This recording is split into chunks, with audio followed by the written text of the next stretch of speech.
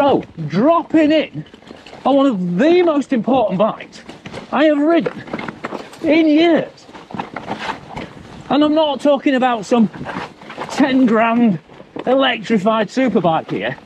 I'm talking about the brand new Calibre Bossnut.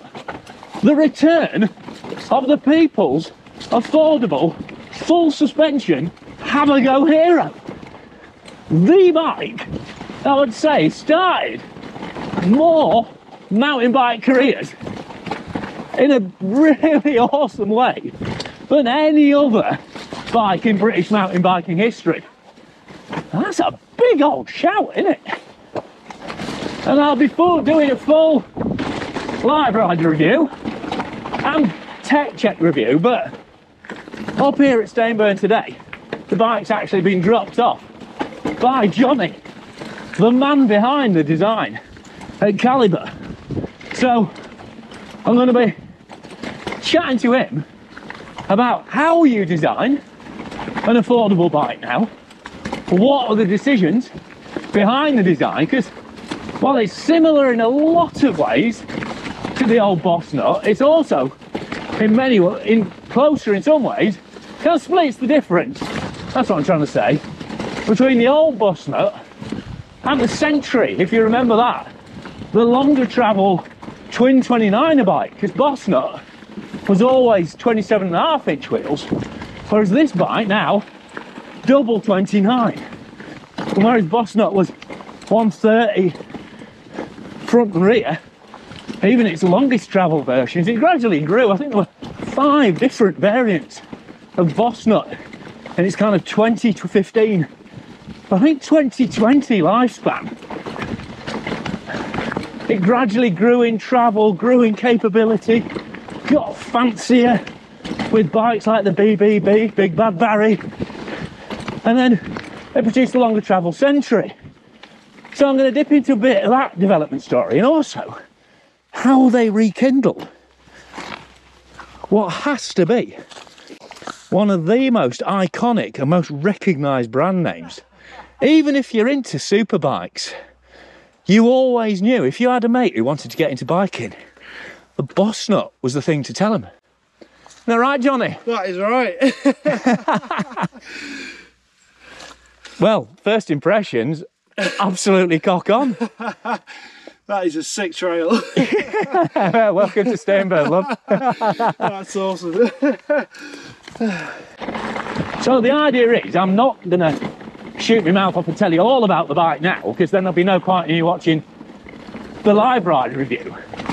But what we're going to do is we're going to stop and chat to Jonny about all the different parts of putting together an affordable bike in this chaotic current industry situation, and all the things that you've probably already had a bit of a chat, which I'll be bringing up later. There's all the other things that you probably never even think about in terms of, you know, sourcing and moving the bike around during production, which absolutely makes such a big difference. You just don't ever see that side of it or think of that side of it.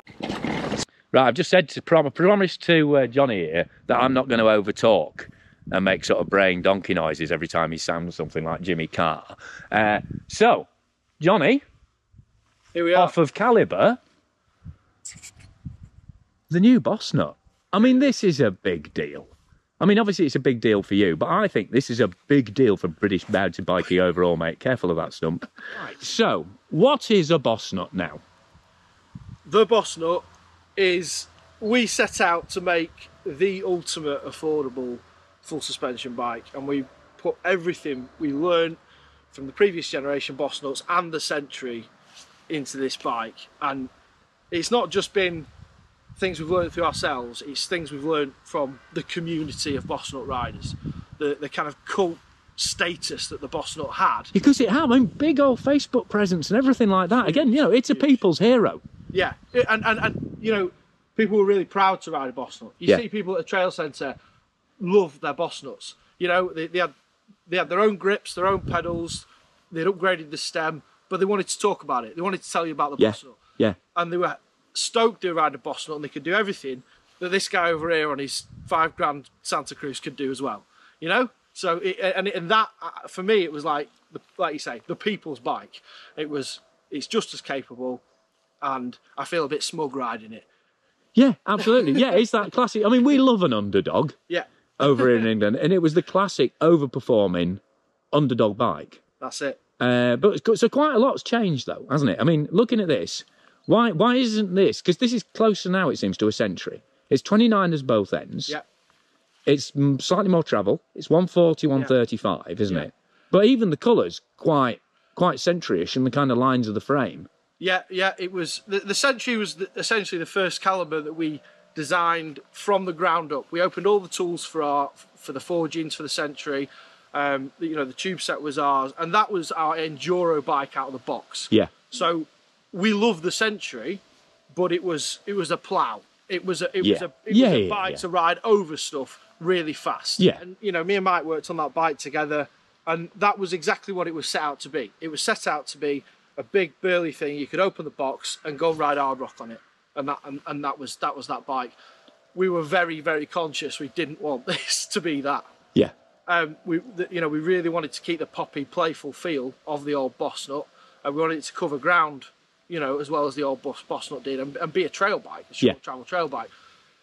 But at the same time, we saw what people did on their Bossnuts. Yeah. And it was seasons in Muzzine, it was racing steel stick downhill. The things that bike saw, just, because it gradually, because the whole Bossnut story was that it gradually kind of grew. It started off with a 142 back end with a QR in, then it got a through axle, and then, you got higher spec versions of it. And one-piece rocker. We made iterations to the 5 generations. Yeah. And then we got to a point where we thought, well, without drastically changing this, it's still the same bike essentially. It was selling great. This was 2020, and then boom, we lost the factory, we lost everything. COVID came, they said no more. So yeah, because essentially they were just, we've had a chat about this off record, but essentially they had full capacity producing their own bikes. Yeah, essentially. Yeah, and so they didn't really have room for. Why would they bother building our bikes anymore? Essentially, so almost at just the point. Everyone should have got a Bossnut. You couldn't get one. Yeah, we could have made a lot of money right there at that point, but we had none in stock and no more on the water, and no factories that wanted to talk to us because they were all at capacity. Absolutely gutted. So why the hell are you still in the bike industry? Well, it's a good question, really. So yeah, nearly 5 years later, we're here now with this, and the reality is we knocked on a lot of doors, we built a lot of relationships, we went and found loads of new factories, and it's a lengthy process actually settling on a factory that you're confident can make the bike you want to produce for the right price point. Yeah. There's no point in making a Bossnut if it's north of £2,000. So price on this is $1,500, well, $1,499 with your go outdoors discount. Yeah, for £5 for a go outdoors discount. That's right. There you go, absolute bargain. Because it's a shame that it has gone up, but that just reflects. So the important thing for us, and the reason for that, is because the Bossnut was at a level. That's a standard of bike, and it gave you that kind of riding experience, and we didn't want to compromise on that. Yeah. We could have quite easily put a Suntour fork on it, made it £1,000, but it wouldn't have been a Bossnut. Yeah. So what's the point? So, or put a square taper bottom bracket on it, that kind of thing. Exactly. Yeah. So we wanted to be sure that the bike we were bringing to market was going to give the person that bought their first full suspension bike the best experience, and we weren't going to compromise on the spec. Because this is what I always say, bikes that get people into the sport, and their first proper mountain bike are the most important bikes. 100%. It doesn't really matter if someone gets a Yeti after a Santa Cruz or a Pivot or whatever. They're already invested. If they do that, we've done our job. Yeah, we've got them into mountain biking. But this is what starts the addiction. For sure. This is the have a go at this, mate. You might like it. But yeah, like I say, everybody that had a Bossnut would upgrade it, and we really wanted to start with a frame that was going to stand the test of time. So this doesn't just have to be your first bike. It's absolutely bomb-proof, and you can throw whatever you want at this bike. And I say that with confidence because of the riding and testing that we've been doing. Well, Lando Steezy's riding one of these, isn't he? Harry Gascoigne riding Backyard Battle, absolutely sending it on the biggest jumps. Yeah, because I jumped on this and checked the tyre pressure, and it was about 90 psi, I think. Yeah. So yeah, we've got we've got guys putting it through hell, and we've not broken one of these frames yet. So that's outstanding. But also things like the fact it's all boost now. It's all boost. So, you know, wheels are standard, it's got tubeless rims. That's it. You know, so it's ready to go tubeless tyres, so it's ready to go tubeless straight away. Yeah. So the idea is you can buy this bike, and it'll be with you for the next 10 years of your mountain bike journey. Yeah. Upgrade it along the way, break things, just like you do with a BMX. You know? Yeah, or lend it to other people. Yeah. You know, that's, I bet there's a lot of Bossnuts that have been passed on and got, you know, people have got, it's not a bike you'll throw away, is it? I don't think so. No. I think it'll be the one that's, you know, pass it on to your kids. Yeah, we'll pass it on to your kids, or let, you know, well, no, actually, top advice, don't let your if you've got an expensive bike and you want to get your mate into riding, give them your expensive bike, don't give them your old banger. Yeah. You see far too many people doing that. That's an off-topic one, but there you go. I should probably do that as an advice thing. But we've always said it's the bike that your mate recommends that's super into mountain biking. Yeah. You know, that's, what should I get? I want to come riding with you. Get a Bossnut. Yeah. That's it. Yeah. Because people want that, to be able to make that recommendation. Yeah, and 1,500 quid is a lot of money. Yeah. You know? Yeah, thank you. To somebody that doesn't ride bikes and isn't in this crazy world, 1,500 quid is a crazy amount of money to spend on a bike.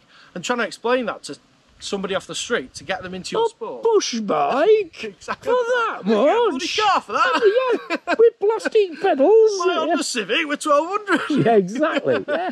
I mean, it is ridiculous. But now, I mean, you're getting Shimano Qs, super durable transmission. You're getting rock shocks, both ends. So the rock you're getting a size-specific dropper posts. That's it. And the most important thing is you're getting good geo as well. Yeah. Because, you know, Brandt's adage that, you know, good geo doesn't cost any more than bad geo. That's well, it does if you buy off the peg.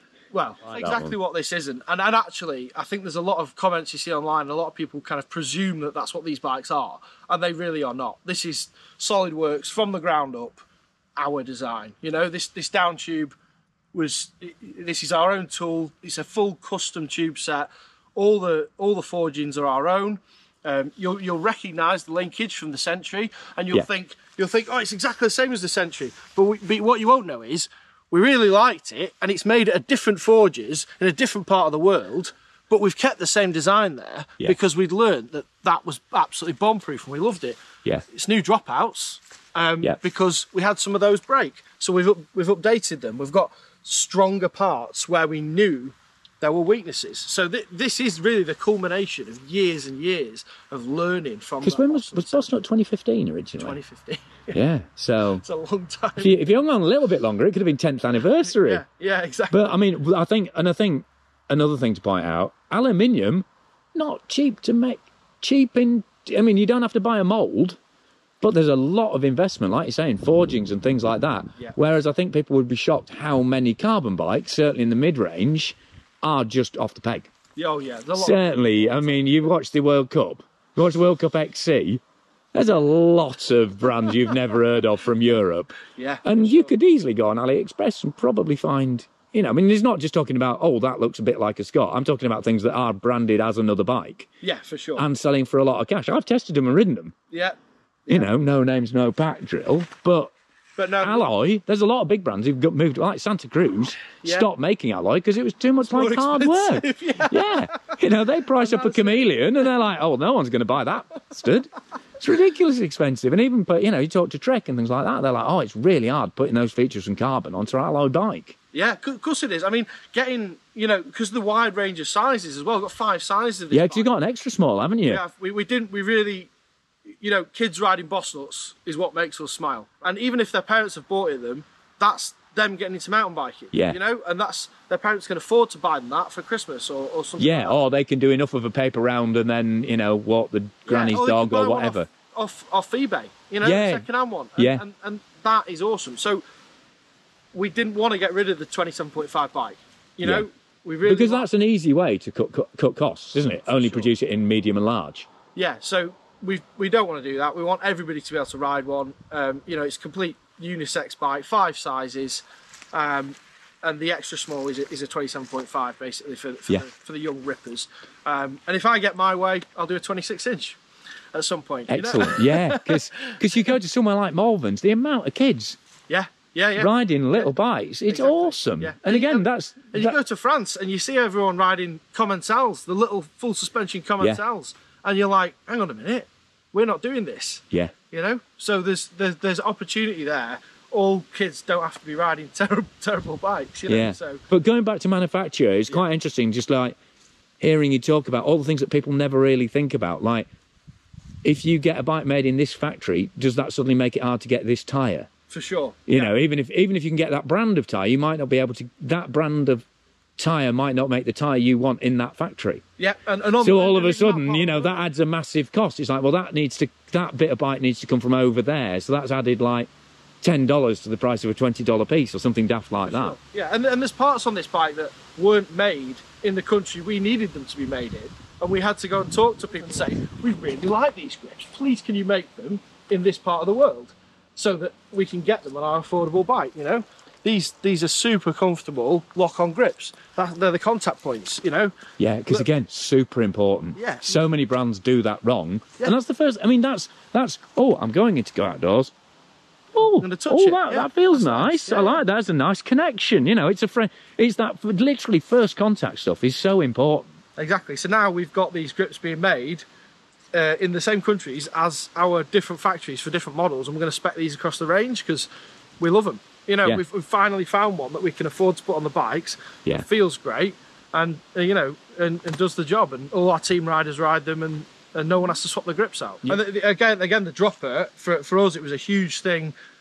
You know, the old Bossnut didn't have a dropper, but now it's really hard to imagine riding a trail bike without a dropper. It's kind of you just wouldn't do it now. Yeah. So and that's a proper metal lever on there. Yeah. Made sure we spec the alley lever so it wasn't going to snap. Yeah. Oh, there's some proper spongy resin ones out there. Yeah. But again, you know, if you fit a dropper, you've got to make sure it's a decent dropper. That's it. Yeah, and it has to have UK support. So for a brand like us that sells so many, you know, we now know we've got you know, warranty support in the UK for this. If it goes wrong, it's an X-Fusion Manic, isn't it? Is it? Yeah, kind of. Yeah, but it's you know, that's a really well-known post as well. Yeah. And again, just the fact that it's size specific as well. So you got different. That's it. So we've lowered the stand over. So if you prefer a longer bike, you can still get the stand over you want. If you want a shorter bike, then same thing. We've not got huge jumps between seat post lengths. We've just gone for bigger droppers in the bigger bikes. Yeah. But I mean, geometry's pretty. I mean, it seemed pretty centralised anyway. It's a 475 reach, I think, on this large. Is that right? Yeah. And 500 on the XL. Yeah. And then 450 on the medium, and then 425 on the small and extra small. So. Yeah. So you got a full spread range, and people hadn't realised already. It's always hard when I've stuck it on a stump; it might not show. 78 degrees. 78 degree seat angle. I mean, that's bang up to date, isn't it? Yeah. So it looks slacker than it is because you know, it's the virtual. It curves forwards, so exactly. The effective is a little at the top end is a little slacker. We had someone online saying, "Oh, it's going to climb like shit that because it's got a 72 degree seat angle," but it's not. It's yeah. And then 64.5 head. Yeah. But that's slack for a 140 bike. It is slack. It's 140 at the front, isn't it? Is that 140 right? at the front, 135 at the rear, but it feels good. It does. It feels very good. Yeah. You know, that's what it came down to. What feels good? That feels good. And it doesn't make it feel like a big old enduro sled. Yeah. It's still lively, it's still poppy. Yeah. And, you know, it's still got that Bossnut feel. And to be honest, it was a really tough decision to go 29 at front and rear for us. That's the other huge change here. But actually, after testing, we tested samples in mullet, tested samples in 27.5, and we decided that the 29er really, it didn't make the bike less playful, and that's what we were worried about. Yeah. And it covers ground better, and it's the better bike for people getting into mountain biking. It's a better bike for 95% of trails. Yeah. You know, in the UK. So we have got a longer travel version coming with a mullet back end later on. Yeah. That'll be the updated Century, but well, there's a little Easter egg for the video. There you go. Yeah. There you go. Cheers for that. But for this type of bike, it's a trail bike. 29ers just do a great job, basically. Yeah, they go further for less effort. Exactly. And they roll easier. That's it. Yeah, I mean, that's a win. That's why I like 29ers, you know. My old bones need all the help they can get. But we are working on, at the moment, a mullet link, which will be machined in Sheffield, and that'll be a nice blingy upgrade you can get if you do want to turn it into a mullet at any point. Get a bit of Lando Steezy on it. Exactly, exactly that, yeah. And I like the fact that these Maxxis, you told me a little story about these Maxxis tyres. I do like this, because, you know, we were saying that sometimes you have to jump through hoops to get the components in the right place. Yes. Because most people are going to go, oh, Maxxis, well, there's a win, and they definitely are. Yeah. You know, it's the slightly harder compound, slightly harder wearing one, which is, again, is good if you're, most of the time you're riding your Bossnut, is actually going to work on it, which is true. You know, there's a lot of people, it's the only bike they're going to get, you know, on a bike to work scheme or something like that. It's a solid, reliable, pretty famous front tyre, really, isn't it? And we've got a faster rolling one on the back. Yeah, so, forecaster on the rear, isn't it? Yeah, so grippier on the front, faster rolling on the back, like we used to do with the WTB. Yeah, it was what was it? Vigilante on the front, Trail Boss on the back. Yeah. Well, Trail Boss is exactly the same tread pattern as the forecaster, isn't it? It's pretty similar. Yeah. But yeah, we wanted spec WTB, and we had lots and lots of meetings with WTB, and we really wanted to get them on this bike, but in the compound we wanted, they didn't make it in the right size, they didn't make it in the right country, and they wouldn't open the moulds, they couldn't open the moulds. So we've looked at Schwalbe, we've looked at own brands, and then it turns out Maxxis are producing the tyres in the same country, have a really good relationship with our new factory, and meant that, you know, we can keep the price of the bike down. You know, that's the thing, and we've got good tyres on there, but the bike is, you're not adding loads of cost. Yeah, you know? exactly. So, and it's that balance. It was the same thing with the brakes. The factory hate me. They absolutely hate me. Why do you make so many changes to the specs? Why are we sending you the price of the bike with 10 different types of brakes on? You know, and nobody else does this. That's what they're saying to me. You know, nobody else is asking for the price of these calipers with these levers and a combination like this and this. What makes the price difference? And oh, what about these hubs with this lock ring? And you know what I mean? It's the little things that add up to make the cost increases that you don't realise. And it's so easy for you not to do that. Well, and then suddenly this is it'd literally be like an 1,800 quid bike if you didn't do that. Yeah.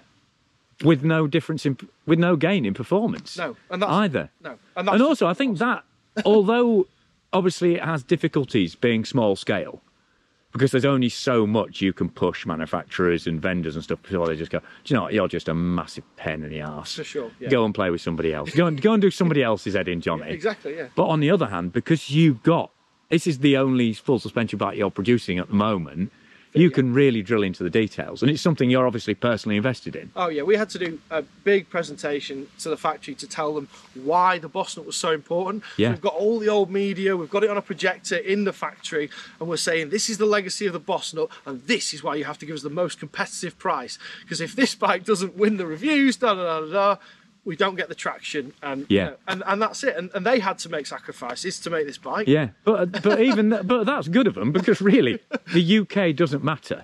Well, it really doesn't matter in many ways. The global bike industry, even the best-selling bike in the UK is a tiny blip on the radar, or somewhere like Germany or somewhere like that, probably. Yeah, for sure. We're not the biggest, but no, I remember having that chat with Continental about well, it's Paul Burwell who actually got told in no uncertain terms by Continental when they were starting, when the Atherton signed from, right, yeah, that I always remember it, they were like, Paul, we know you're going to ask about mud tyres, and obviously we're working with the Athertons now, and we will make mud tyres, but right now we don't need a tyre that will wear out in a month in every other country.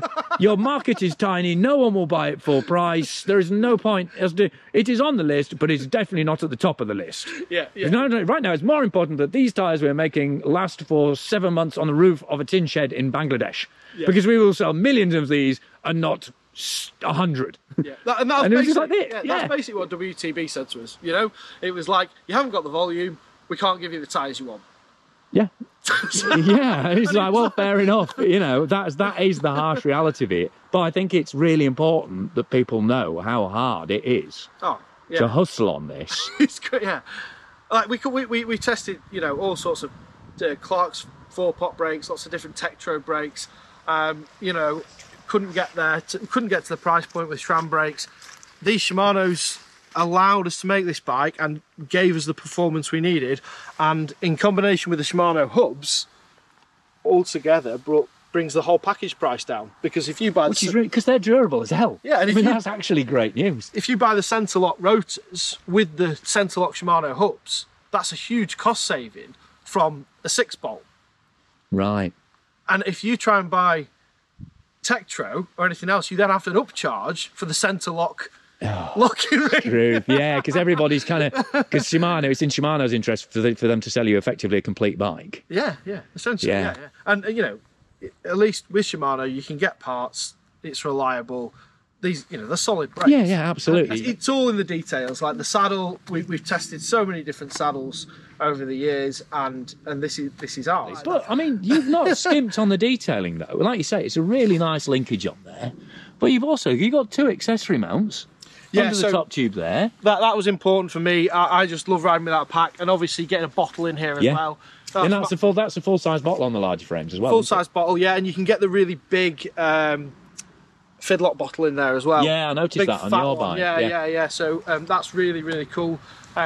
These cable guides, again, it's external routing, but we've tried to make it as neat as possible, apart from the fact that guys pulled that through. And that's me making a pig's ear of that with the dropper post. Again, you know, we've tried to do everything to kind of eliminate cable rub with the little doofus here and these super neat guides, and you know, just keep it all looking neat but accessible and functional. So if you need to swap out your brakes or do any maintenance, it's not a faff. It's easy exactly. It's a proper people's bike. And also, I mean, I think many people would be proud of the fact they're riding a Calibre Bossnut, but for sure. If you're not, then the fact that the detailing's quite subtle. It's very sort of, seems like it's got a BMXy feel. I know Specialized did it on the Status. And that was really well received. So you've just got Calibre on there, and the head badge, and then Bossnut under the belly, because that's, you know, that's the ultimate photo, isn't it? Getting Bossnut as you're flying over a jump somewhere, whether that's Bowl Hills or Morzine or wherever your Bossnut takes you.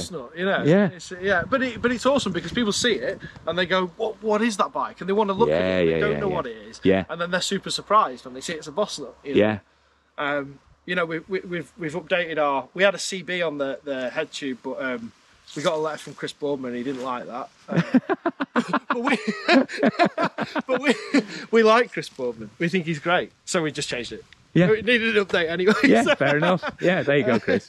And you like that, just super subtle. It's not red. That's another big thing. The Bossnut was always kind of this red. Yeah. It started with the high vis red, and then we went to the burgundy red with the high vis decal on there. Yeah, classic Nova SRI vibes. Yeah. And but yeah, I mean, anyone that knows me, deep teal. This is sort of this petrol colour. That's my colour. That's fair enough. And it's your bloody bike. Yeah. Exactly. I'll have it my bloody colour. Thank you very much. And you know, I just think it kind of, this sort of earthy tone. It sort of elevates the bike and makes it look more expensive than it is. It's a it's a premium bike. I think. It's a classic. Absolutely, it does look, like you say, it just looks really clean and really pucker. It really does. And there's another model above this. The Pro, yeah, which is in a nice sort of deep plum. Well, should we grab it? Are we allowed to? And people will see that when it's released, should we say? Yeah, I mean, you can get a sneaky shot of it, I mean, it's just got a few little upgrades essentially. Yeah. So if you want a slightly better fork and you want a shock with a lockout, and you know, slight 4-pot brakes, then you can spend a little bit more money. Yeah. It's still not going to be above £2,000. It's still an affordable bike. So yeah. Yeah. And when does that launch? Probably around February, March time. Right. Cracking. Right. I think we've filled the card there, Johnny. But that's been great. I mean, I've loved initially. Like I say, there's going to be. Hang on, I'll do this thing where I talk. We'll try talking to both at the same time. So I'm going to do a tech talk around on the bike with my input on what I think of various components, various tweaks on it. I'll obviously do a live ride video as well, because that's what I do. Ride around here, talking. Hopefully not total nonsense, but just giving you a live reaction to how I'm finding the bike on the trail. And we'll roll all that into a package. Nice. So everybody knows the full details on the Bossnut, because I genuinely, I'm not just saying this because Johnny stood here, I genuinely think that this has the potential to follow up on the original Bossnut as one of the most important bikes in British mountain biking. Fingers crossed. So That's it. Thanks very much, Johnny. No problem, man. Thanks for your time. Notify yourself, subscribe yourself, go on Patreon if you really like what I'm doing here, and you won't have to get through ads. And shop from the industry sponsors who are listed at the end. I think that's it, isn't it? That's what you do on the internet for the YouTube. Yeah. Like and subscribe. Like and subscribe, and get yourself a Bossnut. Or if if you've got a fancy bike, but you know someone who you'd really like to start mountain biking, tell your mate to get a Bossnut. Yeah. Fair enough. Cheers, Johnny. Cheers, guys.